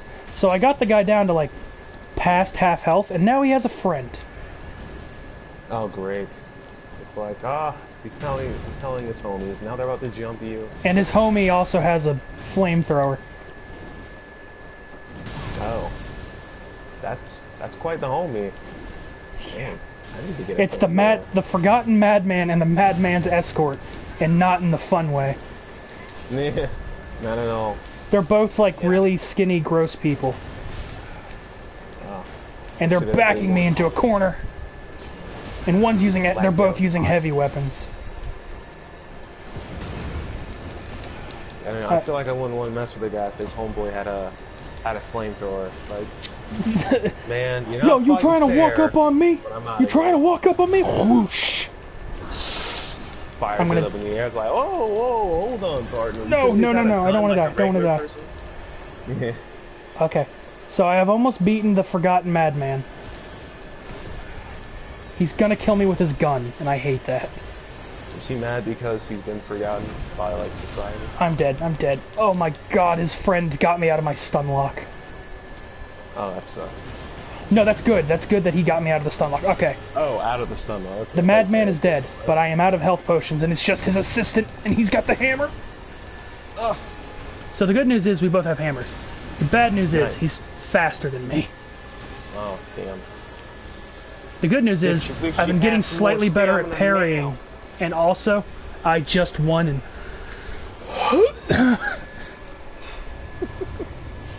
okay. I wonder who forgot him. Is he mad because he's been forgotten? Well, I mean, he's down. I don't think I've ever seen that guy before. So I'll have to look that up. They're forgotten. I've already forgotten his name, and now I feel really bad. Yeah. Considering I'm sorry, whoever you were, but I forgot you. It's kind of so they took me from 20 vials to 0, and I'm at just under half health. Oof. Okay, I'm gonna go back for right now. Best to play it safe. Well, I need vials. I'm not gonna survive without vials. I need my fix, Travis. It's like, I need my vials, man. I need that blood. I need that beast blood. I need that blood, son. That blood. But what I am gonna do, because I just used a shit ton of those. Sorry, rated T for teen. I'm gonna buy a bunch more vials with all my echoes. Okay. So that was layer 2. So I got to go through layer 3. I'll go through layer 3 and then fight that boss, unless it's some annoying boss, and then that'll be it for me. So. That'll just be it. I got things I got to reply to as well, but I will reply to them So, later. an annoying boss, like, if he's, like, got really, really bad stand-up, you're just like, oh, this is painful, I gotta stop. I need to save, I can't do this. I need to pause and come back. But yeah, I was like, oh, it's just him, and then I saw I got him below that, and then I second health bar kicked up. I'm like, you know, that's not very fair. And then they started kicking my teeth in. Yeah. It's like he has a hammer. His hammer is bigger, but his hammer doesn't make explosions. And so he must die. So he must die. Oh. Well, now I'll be ready. Hopefully this next boss isn't bad. So far the bosses, I mean, they're not bad, but so far these bosses have been like, oh, it's a boss version of the brain sucker. Oh, another hunter. Yay. A lot of the enemies are actually very samey down here. They're all like Thumerians, which are just like an ancient civilization race, kinda. They're the ones that started the blood. That's right, I keep forgetting this game has aliens for some reason. Well, the Thumerians are just an ancient race of underground people. Okay. Like, and suddenly aliens, like, oh, okay. Suddenly, alien space gods, yes. You're not wrong. Yeah, then UFO ships, and you're just like, okay, I don't know. Now I definitely know I'm dreaming. The only thing that's not... I mean, the brain suckers are pretty much like mind flayers. Gotta love them. Not really. Except they don't have, like, psionic screams like actual mind flayers. By the way, the worst. Speaking of, like, D&D and stuff, we made an amalgam creature it's awful. But essentially, it has a centipede-like body of 12 mind flayers with their heads in their stomachs, a head of a young dragon, and then the tail and the claws, and then the wings of a dragon and the wings and tails of 3 manticores. It's an undead, but yeah, we were given a potion that's like, if you put humanoid body parts, it becomes like a human spider, and then we were like, and then I was just gonna be like, alright, well, what if I made like an Ithalid one? And then one of the companions was like, but what if we have all these bodies, what if we made a centipede? And then one of our other companion is a summoner, so he's like, I can summon all this stuff, and it's like, and now we've just made this eldritch abomination that is awful and makes the DM have to write stats for it, which is the best. It's beautiful. It's the Dracomanthapudalid, because it's a dragon, Ithalid, the Oo for the Spooter, and the Manticore, so Dracomanthapudalid. Yeah, it's one of the few eldritch abominations that you actually can describe. Yeah. Because normally they're just so horrible you can't describe it. But they always have pictures of them. Yeah, basically. I think that was just his way of. I don't know. I don't know if he was being I don't know if I want to call it. It's probably laziness. It's like lazy / scare factor.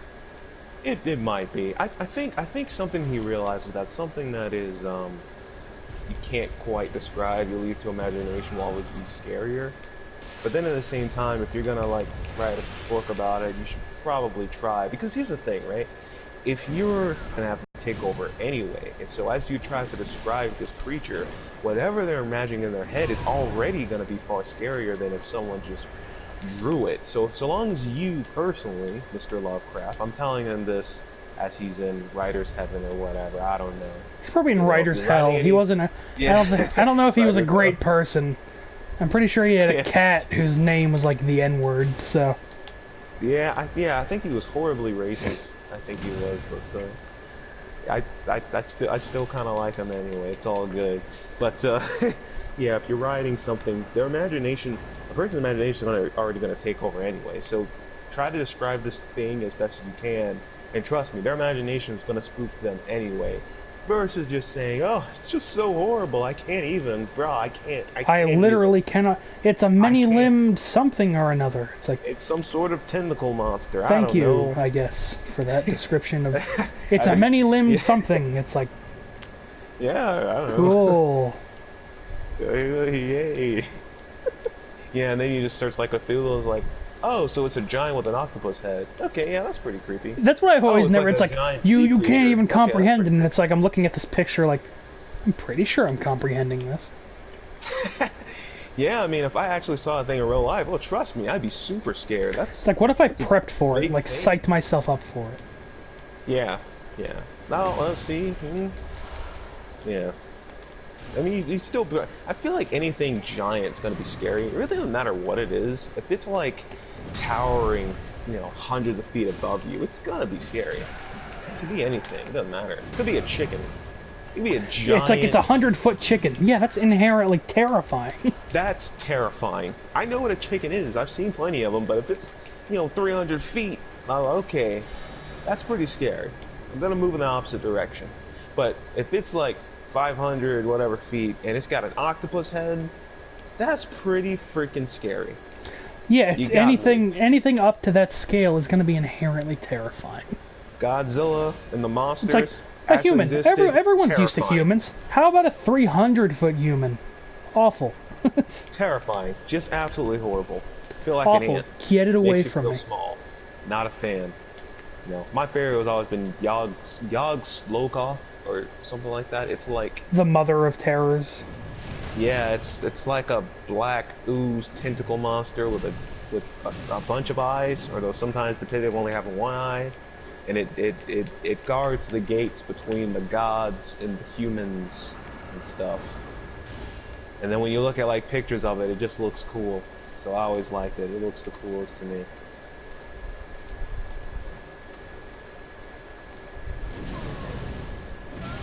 That would be a transformation I'd use often if I was trying to scare someone. Very interesting. I just walked into a room where a bunch of skinny guys are standing around with poison weapons, and one of them's digging, and I don't like this. You don't like where this is going. Right off the bat, as soon as you said skinny, I was like, see?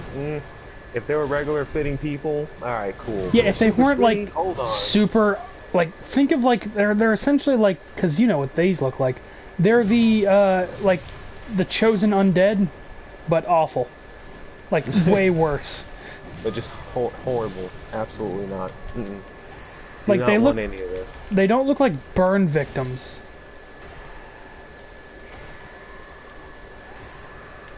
But you don't like this. Are you gonna kill him?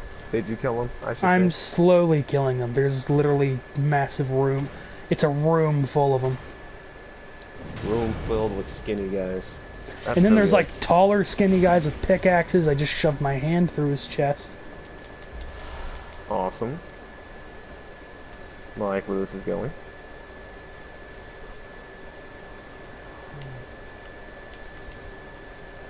Whoa.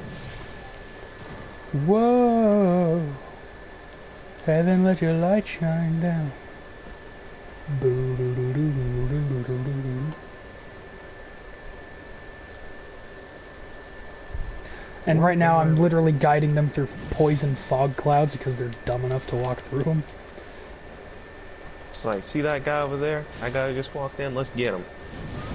Like, I don't know if I want to do that. No, it'll be fine. Let's get him. This is Isn't the he like first a guy hunter we've or seen in something? 100 years.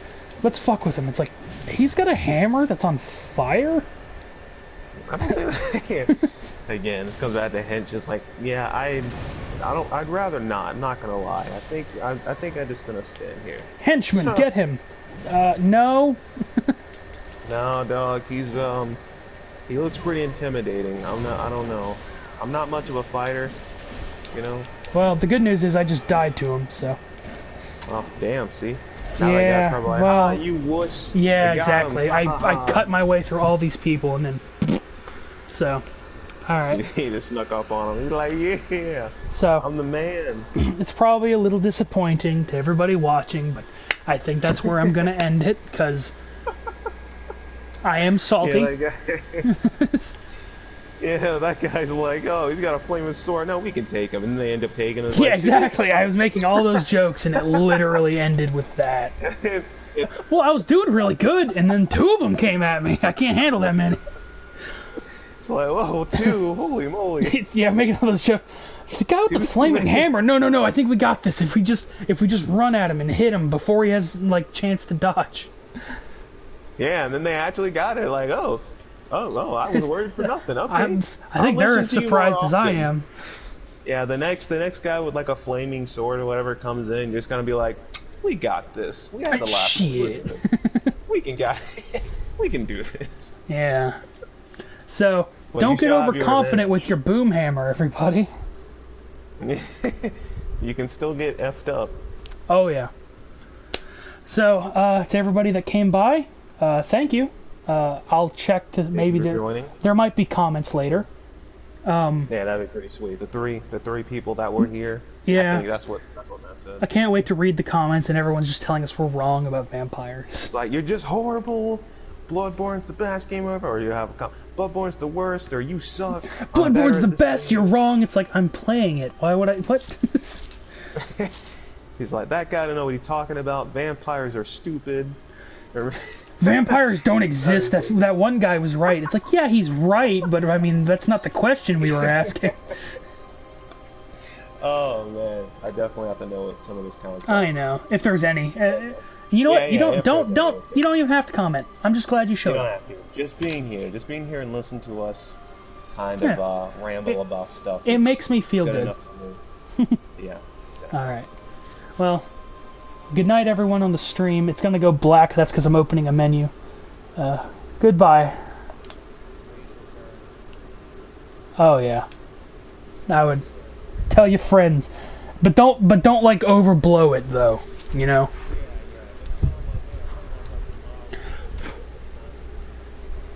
Yeah. Oh yeah.